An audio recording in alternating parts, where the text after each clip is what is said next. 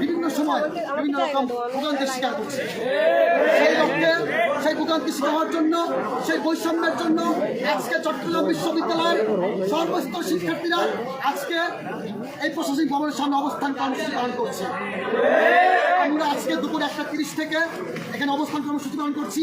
আমাদের হল নির্মাণের সিদ্ধান্ত নিয়ে রূপরেখা প্রকাশ করতে হবে।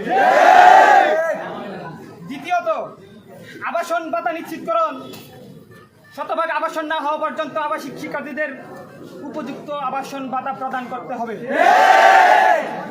তৃতীয়ত, অবৈধভাবে হলে অবস্থানকারী ছাত্রছাত্রী তালিকা শনাক্তকরণ করতে হবে।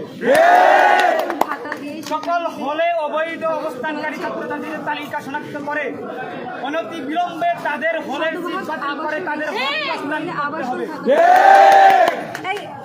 চতুর্থত, আমি লাইভে যাচ্ছি, আপনারা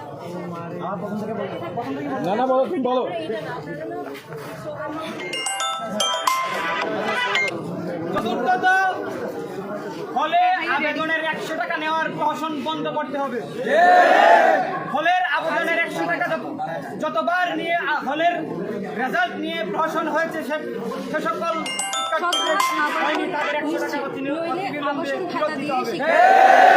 সমস্যা দূর করার দাবিতে পঞ্চম দফা, চট্টগ্রাম মেয়েদের হলে ডাবলিং প্রথা নিয়ে এই মুহূর্তে চট্টগ্রাম বিশ্ববিদ্যালয়ের প্রশাসনিক ভবনে মেয়েদের হলে ডাবলিং প্রথা বন্ধ করে সমস্যা নিরসনে